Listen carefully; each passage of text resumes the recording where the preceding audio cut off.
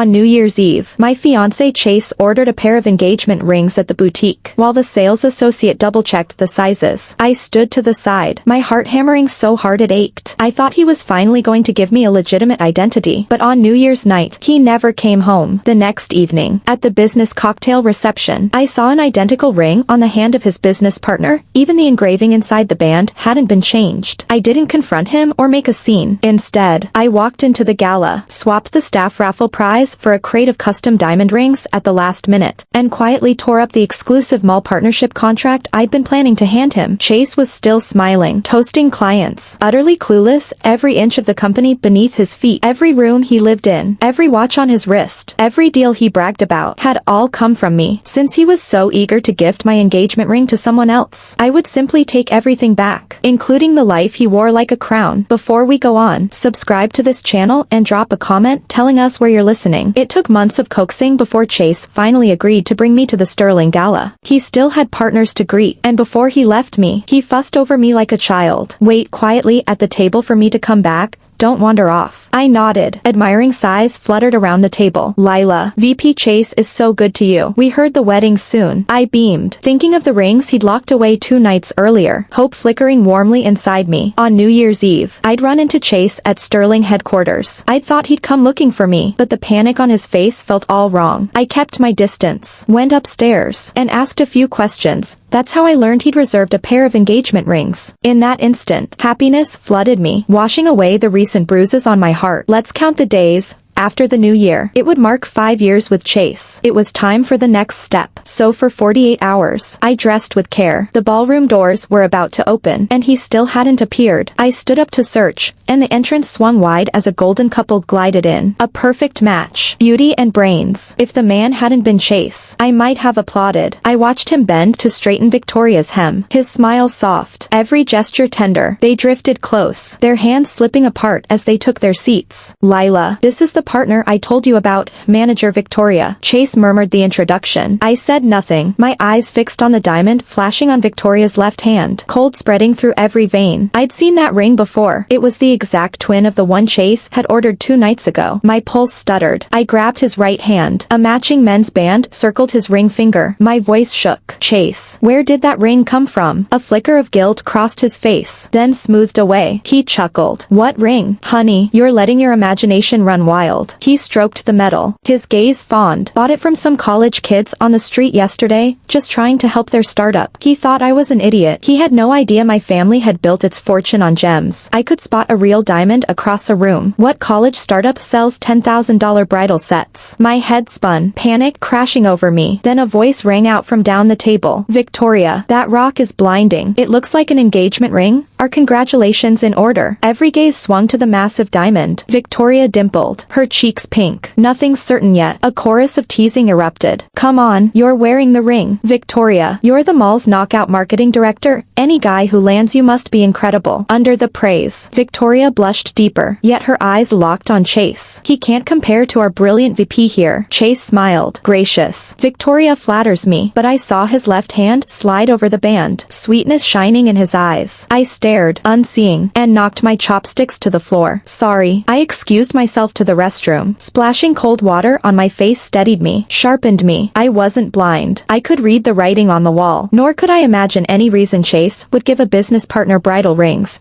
and wear the groom's version himself. I pulled out my phone, changed the gala raffle gift to the new bridal sets we launched this month. Back at the table, Chase was offering Victoria dessert, picking off the chocolate shavings. I remember you're allergic. Pink-cheeked, she spooned a bite toward his lips. Try it, VP Chase. It's delicious. In front of the entire table, he leaned in, no hint of refusal. Chase. I cut in. Victoria lowered the spoon, sizing me up. You must be Lila. Chase has mentioned you. Each word positioned her as the real girlfriend. I kept my voice level. You switched seats. Where am I supposed to sit? We'd been placed together, but now he was pressed against her side. Victoria and I need to talk shop. Sit where you were, honey. He nudged me, but I stayed put. The air iced over. Chase rose, murmuring so only I could hear. Lila, these are my partners. Don't embarrass me. Don't embarrass him. All I'd wanted was to sit beside my fiancé, and that was an embarrassment. Seeing the impatience in his eyes, I swallowed every word and returned to my chair. A sudden pain split my chest. Ever since Chase became VP, female Female staff had circled like moths, but he'd always kept them at arm's length, giving me total confidence. So when he first mentioned a new partner named Victoria, I hadn't worried. Then came the string of late nights, the fights, the silences. That's why the engagement rings had felt like a sunrise after a storm, proof the turbulence had been a planned spectacle. But watching him exchange bridal jewelry with another woman, I realized how wrong I'd been. Moments later, the raffle began. Sterling's galas were famous for lavish prizes, but this year, jaws dropped. No way. The company's giving out diamonds. Look at that sparkle. It's a full bridal set. It must be worth a fortune. Someone at our table won. The instant the box opened, people noticed. Hey, Victoria, that's the same ring you're wearing. Side by side. The rings were identical. So her boyfriend's band is probably a gala prize too. Victoria's smile froze. The admiration around the table cooled. When everyone owns the same thing, it stops being special. I watched Chase's face drain of color, let my chopsticks slip, and bent to retrieve them. As I straightened, I caught their reflection, fingers laced, diamonds blazing in the chandelier light. Impossible to ignore. I froze. The air in my lungs suddenly gone. When I finally stood, everything felt tasteless. Humiliating Victoria meant nothing. Chase and I were already rotten to the core. And as for this wedding, there was no point anymore. The seat beside me buzzed. I glanced down. Chase had left his phone on my chair. The screen lit up with a message from a contact named Honey. It's okay. The gift you gave me will always be one of a kind. A red heart followed. Another text popped up instantly. Still up for drinks tonight. I've got red wine ready. Remembering he hadn't come home last night, I frowned. Instinctively, I tried to unlock it, but the password failed. Chase had always used the anniversary of the day we met, unchanged for 5 years. Out of trust, I hadn't checked his phone in over 6 months. I had no idea when he'd changed it. Still frowning, I wondered what the new code could be when a hand shot past me and snatched the phone. I spun around. Chase's face was thunderous. Who said you could touch my phone? He was loud enough to turn heads. Only then did he seem embarrassed, lowering his voice. There are confidential Sterling documents in there. Lila, I was afraid you might delete something by mistake. I didn't pursue the password. I simply said, I have something to do. Wait for me. He looked ready to explode again, but he swallowed it down. I'll be in the parking garage. I walked to the private dining room where a silhouette had been waiting. Lila's here. Here's the annual report. Take your time. Theodore signaled for coffee and asked with a grin. I promoted that Chase kid to VP exactly as you asked. You've hidden yourself long enough. Since you're engaged, when do you plan to tell him the truth? My hand stilled, acid rising in my chest. Chase had no idea I was the Sterling heiress of Riverdale, that this entire mall had been my 18th birthday gift from my father. His VP title, a favor I'd asked of Theodore, nothing more. Without that, he'd never have qualified. I closed the folder. Uncle, find a reason to fire him. Theodore's smile faded. Seeing I was dead serious, he patted my shoulder gently. Done. I've always got your back. Remember, a Sterling woman can have any man she wants. I laughed, warmth finally edging back into my chest. In the garage, I spotted Chase's car at once. I reached for the passenger door and stopped. Victoria sat there, her breath quick, her eyes glittering with a challenge only another woman would recognize. Sorry, Lila, I couldn't get a cab, so Chase is giving me a lift. My gaze dropped. The monogrammed seat cover I'd left on the passenger side had been tossed aside. The clay figurine Chase and I had sculpted together now had a chipped corner. Pure provocation. I'd never been insulted like this. My face went cold. I thought manager Victoria was the epitome of grace. Don't you know riding shotgun in another woman's boyfriend's car is rude? Victoria blinked. All apologies and fluster. I've imposed. I'll walk. Wait. Chase caught her wrist. Your place is miles away. Sit. She obeyed. I folded my arms and watched from the curb. Chase, I'm not getting in the back. Something in my tone ignited him. He glowered. Lila, quit the drama. She's my colleague. Keeping her safe is my responsibility. It's just a seat. Act your age. Disbelief collided with utter disappointment. The man scolding me now had once beamed when he bought this car. Sweetheart, this seat is forever yours. No one else touches it. 3 years later, Forever had a new occupant. I slammed the door. I think it matters. Chase stared at me through the glass, then finally drove off. I didn't stop him. I simply pulled out a document and tore it slowly into snowflake-like pieces. My planned New Year's gift to him, the deed to the entire mall. He didn't need it anymore, and I didn't need him. Exhausted, I checked into a 5-star hotel for the night. When I woke, 2 messages waited. Lila, you embarrassed me last night. Think it over. Still mad. I'll make it up to you you when you get back. The first was sent at midnight. The second 10 minutes ago. I didn't answer. I showered, headed downstairs, and stepped into the elevator with two familiar shadows. Lila. Chase jerked his hand from Victoria's waist. I hadn't expected to run into them either. I laughed coldly, giving her a ride home that ends in a hotel. Chase flushed. Don't be crude. You've got it wrong. Victoria cut in, as gentle as ever. A storm hit last night. We took shelter. Chase meant well. She was good. I'd give her that, but I wasn't in the mood. Does manager Victoria call every man by his first name so sweetly? Victoria's eyes reddened. Is that what you think of me? Enough. Chase clenched his fists. She's my partner. I look out for her. And you still haven't explained why you're in a hotel. Suspicion darkened his face. Did you spend the night with someone? I laughed, furious. At least I wasn't caught with another woman. I stepped out and flagged a cab. Chase stormed after me. Get in. He shoved me into his car. Something silky brushed my foot. Victoria's top from yesterday. I said nothing. Chase panicked. Her blouse snagged. She took it off. That's all. I hurled it at him and stayed silent the entire ride. Back home, he exhaled and hugged me from behind. Still jealous. I wriggled free. Expressionless. Your life is none of my business. He actually laughed. There you go again. Your mouth says no, but your heart says yes. We're getting married. Don't you trust me? He produced a box. I bet you're upset I forgot your gift. Here. I recognized it instantly. The luxury toiletries set Sterling handed out to every employee for New Year's. While Victoria got a custom engagement ring, I got the corporate freebie. In that moment, I gave up on him for good. You don't like it. He hadn't expected me to react so coldly. I pushed him aside, went back to the bedroom, and started packing. When he saw that, Chase grew irritable again. Lila, don't push it. We're adults. Are you really staging a runaway drama? I kept it short. 2-day business trip. Realizing he'd misread me, Chase rubbed his nose. A little ashamed. You're only a boutique manager, and you're flying off on business. The salary's pocket change. I've told you to quit. Let me support you. What's wrong with that? I ignored him, and Chase finally went quiet, until I finished zipping my suitcase. I'll drive you to JFK. Before I could refuse, my phone rang again. It was still Honey calling. Chase. I twisted my ankle on the stairs. I don't think I can work today. Twisted it. How bad? Okay, stay right there. I'm coming to take you to the hospital. He hung up, turned, and only then noticed my stony face. Embarrassment seemed to hit him belatedly. He cleared his throat. Lila. Victoria's my business partner. I can't abandon her. You know how hard I fought these past years to make VP. I can't afford to offend clients. Surely you understand. I said nothing. I only stared at him, like I was seeing him clearly for the first time. Chase couldn't wait to play the hero. Without waiting for an answer, he bolted out the door. I took a cab to the airport alone. Before powering my phone off, I texted him, we're done. The wedding's off. When I landed in Southport, Connecticut, I switched my phone back on. Chase hadn't replied. Either he hadn't seen the message or couldn't be bothered. I pulled out a second phone, logged into the Sterling staff chat, and quickly located Victoria's account. I opened her feed, a fresh post from 10 minutes ago. Feels amazing to have someone looking after me. The photo showed a man feeding her pills. His face was cut off, but the ring on his right hand's fourth finger gleamed. Underneath, a flood of gushing comments. I forwarded the account to Theodore. Dig up everything on her. Outside the terminal, my business partner Derek was already waiting. I hadn't lied to Chase about everything. I really was here on business. Father had decided to expand into Southport and sent me to scout the terrain. We toured the sites all afternoon. Nothing major raised red flags. That evening, Derek hosted a welcome dinner. A table full of people eating, drinking, toasting. My phone wouldn't stop vibrating. Irritated, I slipped to a corner and answered. Lila, what the hell is this? Chase's voice roared down the line, as if I were the one who'd betrayed him. We're getting married, and you dumped me on a whim. Stop being so spoiled. Do you think the world revolves around you? He didn't ask. He only accused. Right then, someone at the table, drunk and loud, let out a whoop. The line went silent for a beat. Then Chase's volume shot up. Drinking. Lila, you're drinking with men. I frowned, about to reply, when Victoria's panicked voice cut in. Lila's out drinking with guys this late. What if something happens? I heard everyone's off for New Year's. There's no business trip scheduled. She might have been lured into a trap.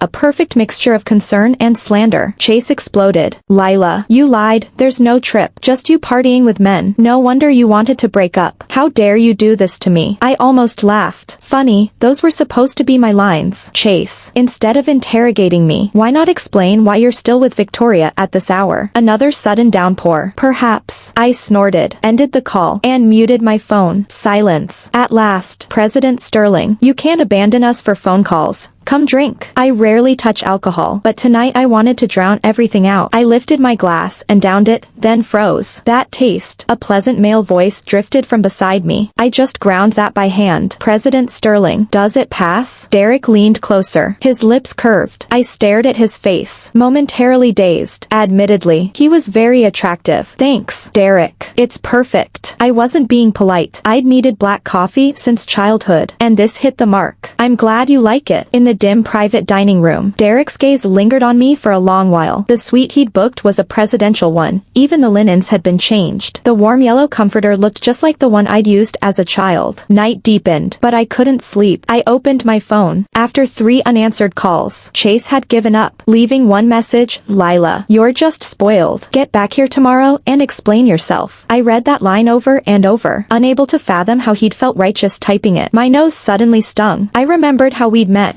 I'd been auditing a sterling boutique in Manhattan when he walked in. Recommend me a suit. When I turned, surprise flashed in his eyes. Then he smiled. Miss, I've got an interview soon. Pick something for me. That day, the staff and I had been wearing the season's new women's sets, so he'd mistaken me for the boutique manager. Amused, I paired him with a $2,000 suit. Later, I learned it had nearly cleaned out his checking account. He'd taken the bus to the interview. I asked him, were you nuts? Why didn't you refuse? He grinned, rubbing his cheek against my shoulder. As cocky as ever. Spent everything to get your number. Worth it. Back then, he'd said yes to everything. I couldn't cook, so he'd followed recipes just for me. I hated squeezing into the subway every morning, so he'd scrape together cash for a cheap car and shuttled me without fail. I'd grown up wealthy, never lacking for anything, but with Chase, I'd felt overflowing love for the first time. I'd begun to regret hiding my background, yet I hadn't known how to confess. Later, watching him slave away at a tiny firm for starvation wages, I'd asked Theodore to hire him. Life improved. Chase worked hard. Theodore approved. Within 3 years, he'd promoted him to VP. We were about to get married. I'd thought it was time to tell him the truth, but while I'd been preparing the surprise of handing him the boutique, he'd had a bombshell waiting for me. I still don't understand. Chase had never cared about other women, so why Victoria? Yet the answer no longer mattered. We were finished. The next day, we visited several more sites. The partnership sailed along flawlessly. After lunch, Derek invited me. There's a famous hot spring mountain in Southport. Care to hike it with me? I had nothing pressing, so I nodded. The South isn't as cold as the North. Even in winter, the roadside trees stay green. As we climbed, Derek named every species. I teased, President Frost knows so much botany. Did you used to farm? He glanced back, his eyes clear and bright. Someone once said she dreamed of owning a botanical garden. So in college, I minored in plant science. I paused, then climbed a few more steps. There was a small landing here. I found a flat rock, stepped up, and took in the view. A sudden shout rang out behind me. Watch out, Lila. The stone tilted. I lost my balance and stumbled toward the cliff edge. The world spun. Someone yanked me into his arms. We rolled several times and landed on the grass one terrace below. Derek's arms locked around my waist, his eyes dark with panic. Hurt? I hissed and nodded. Twisted ankle. Without a word, he lifted me into his arms, cradling me gently. As luck would have it, a press crew had come to promote the hot spring mountain and caught the entire incident on camera. I ended up on a gossip blog as the poster girl for what not to do on a hike. The comments underneath, though, were busy shipping us. Gorgeous man, gorgeous woman, just look at them. Someone haul a justice of the peace up that mountain, marry them on the spot. I'm never hiking again unless a hot guy catches me when I fall. The clip blew up on tabloid trending lists as one of the featured celebrities. I dutifully checked into the hospital. It was only a mild sprain, but Derek insisted on maximum caution and made me stay. From the moment I was admitted, my phone never stopped vibrating. Every call was from Chase, one after another. He'd never hunted me down like this before. Eventually, I picked up. Lila, what the hell is that story? And who is that man? His roar forced me to hold the handset at arm's length. Even then, his fury cut through. So this is how you break up. You cheat on me. Have you no shame? We're getting married. Where does that leave my face? How do I explain this to friends and family? I waited until he ran out of steam, then answered, cool and flat. When you checked into that hotel with Victoria, did you stop to think how I'd explain it? He froze, then snapped back. I've told you 100 times, it was an emergency. We booked 2 separate rooms. Nothing happened. Why do you always paint me as some sleaze? I flicked my thumb across the screen and laughed softly. Really, Chase. A friend of mine was working the front desk that night. She says you and Victoria took one room, and the security footage shows you both staying in it until morning. Silence. Finally, he lowered his voice. She said she was scared to sleep alone in a strange hotel, so I kept her company. I meant to leave once she dozed off, but I fell asleep on the couch. Then he turned the tables. Lila, you had me followed. I smiled, not bothering to tell him the hotel belonged to my family, or that I'd watched, clear as day, how eager they'd been, kissing in the elevator before they even reached the room. Excuses are endless, aren't they? He caught the sneer and went shrill again. What do you want? Lila, I haven't even asked about that guy. Book the next flight home and explain this to my face. I answered calmly. I'm in the hospital. I'm not flying anywhere. He blinked. You're hurt. Why didn't you tell me? Didn't the gossip piece mention I was injured? The line went dead for a long moment. At last, he muttered, fine. I didn't pay enough attention. Where are you? I'll come. No need. My voice sharpened, each word distinct. Chase, we're finished. My life is none of your business now. I hung up and blocked him. Seeing the sterling heiress still has the strength to fight makes me feel better. Your injury can't be that bad. Outside the door, Derek wheeled in a cart loaded with every dish I loved. I swept my eyes over the spread. Drop the act. Derek, I remember you. He stilled. His gaze deepened as it settled on me. Memory finally kicked in. I rubbed my temple. The second you handed me that coffee, it clicked. Derek had been the boy next door, my childhood sidekick. Our families had been inseparable. Then the Frosts moved their business overseas, and Derek left for boarding school. 12 years. Just like that. Yet he still knew my tastes. With the mask off, Derek perched on the edge of my bed, amusement curling his mouth. Little Lila, 12 years and your taste has nosedived. Since when do you collect trash? Same sharp tongue he'd had at 10. I shrugged. Guilty. Everyone misjudges once in a while. He held my stare. Want me to clean up the mess? I shook my head. Decisive. It's a tiny problem. I can handle it. Chase had no idea every chip on his table had been stacked there by me. Betray the dealer, and the house takes everything back. I stayed in the hospital for 3 days before Derek flew me home to Riverdale. Chase tried reaching out through mutual friends again and again. I ignored them all. Publicly, I only said we'd split and asked for privacy. Speculation exploded. I chose an afternoon when Chase was out and slipped back to pack my things. As I was about to leave, he walked in. Lila, stunned for a second, he stormed forward and grabbed my wrist. Where have you been? With that man. Right. Answer me. Did you sleep with him? Are you spoiled now? His eyes were bloodshot, obsessed with that one question. I inhaled, then slapped him hard across the cheek. Chase stood frozen. I wasn't done. I slapped him again before he could seize my hand. Lila, have you lost it? His shocked pupils reflected me perfectly. Too bad the heart behind them was rotten. I laughed coldly. You're the lunatic. Chase, pining for your long-lost white moon. How touching. You knew Victoria long before me, yet you played the devoted fiancé. Was hiding me in the dark fun. He gaped. How do you know? What? That you were college buddies. That you chased her for 4 years straight and she never said yes. That the minute she returned, you sprinted to her. If Uncle Theodore hadn't emailed me the file, I'd never have linked steady, polished Chase to such a pathetic campus story. For years he'd courted Victoria. After graduation, she'd latched onto a trust fund heir and left town. Chase had moped for months until he met me. No wonder you never came home the night you two negotiated that deal. Old flames rekindled. Huh. He stared, panic finally creeping across his face. Lila, it isn't like that, Chase. Victoria's voice drifted in from the doorway. She looked like an innocent bystander who'd stumbled on a quarrel. Chase, you'd been gone so long I came to check on you. Has Lila misunderstood again? I can explain if you want. She stepped in and deliberately clasped my hand. We really are just old classmates. I've merely known him longer than you, that's all. Barbed wire wrapped in silk. My gaze slid to her left hand, and I smiled. Chase, when we got engaged, you said the ring had to be perfect, so we postponed. Funny, some other woman is already wearing one. Chase opened his mouth and reached for me, then suddenly remembered the engagement ring on his finger and guiltily hid his hand behind his back. I watched every move. I gave a soft laugh and turned away. Chase looked as if he wanted to follow, but Victoria stepped in his path. Enough, Chase. Lila is furious right now. Both of you need to cool off. He hesitated, then gave up. I hauled my luggage back to the Sterling estate. The breakup hurt, but the thought of finally wearing all those designer pieces in my closet lifted a surprising weight off my shoulders. Days passed, and for once, Chase didn't come chasing. Instead, Derek flew to Riverdale and badgered me into daily dinners. I kept turning him down until Uncle Theodore called. I drove over to Sterling headquarters. The moment I stepped off the elevator, I heard shouting, voices I recognized. Chairman, you owe me an explanation. One tardy last month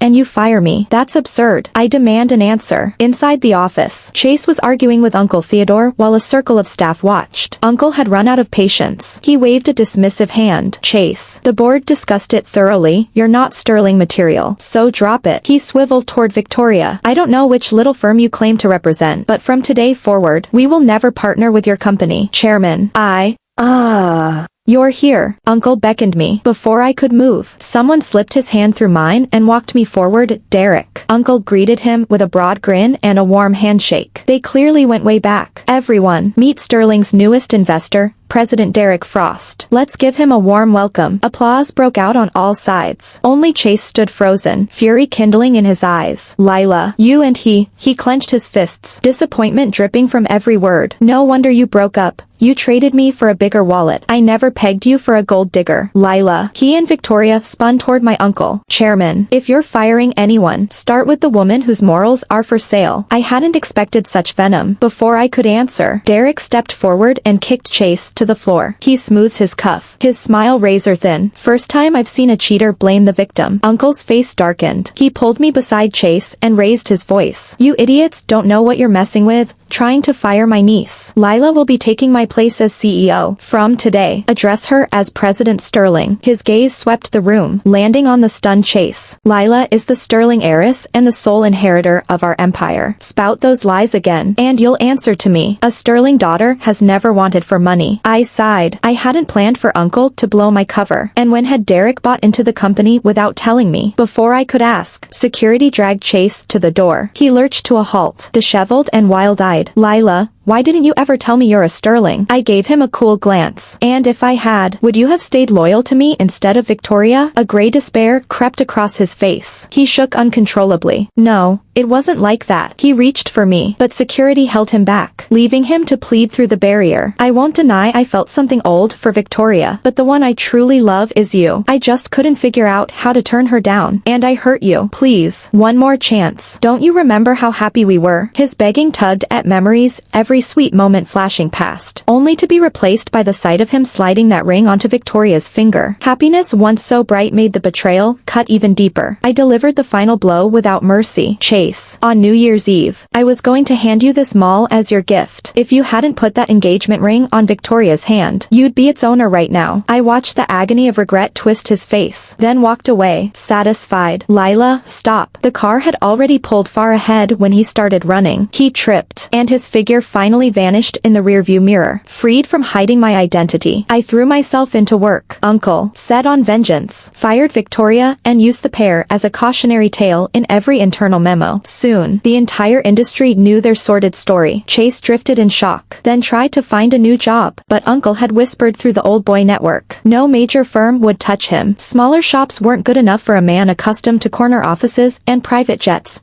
Courtesy of my quiet backing, the next news came from my assistant in the form of a viral clip. Several men moved to grab Victoria. Chase threw himself in front of her and took a brutal beating. President Sterling. This clip's everywhere. Word is the woman married a trust fund heir, had his kid, got tired of tight purse strings, and ran back to her old flame. The poor sap dumped his fiancé for her and ended up with a shattered leg. I watched it once and tossed the phone back. Enough slacking. Get to work. She stuck out her tongue and scampered off. I'd known Victoria was married with a child. I simply let Chase discover the truth the hard way. I wondered if he regretted it now. A man without a job and with a ruined leg doesn't last long in this city. In the quiet of night, does he remember the vows we once made? Lila, I'll work until I beat poverty and give you a warm home in this city. We'd almost reached that dream. Almost. 2 years later, I finally surrendered to Derek's persistence and accepted his proposal. Overjoyed, he swept me off to a secluded resort in the Hamptons. At the entrance, a security guard with with a pronounced limp spotted me. His tired eyes lit up. Lila. It's me. Wait. He tripped before he'd taken 3 steps. Laughs erupted around him. That cripple's lost his mind. Did he really think the sterling heiress, Derek Frost's fiancé, would know a washed-up guard? The cripple ignored them, staring after me until the light in his eyes died. He'd let the dream slip through his fingers. He was the one who'd broken it. Thank you for listening. If you enjoyed the story, hit like and share with friends. We'd love to hear your thoughts in the comments. Don't forget to subscribe for more tales. See you next time.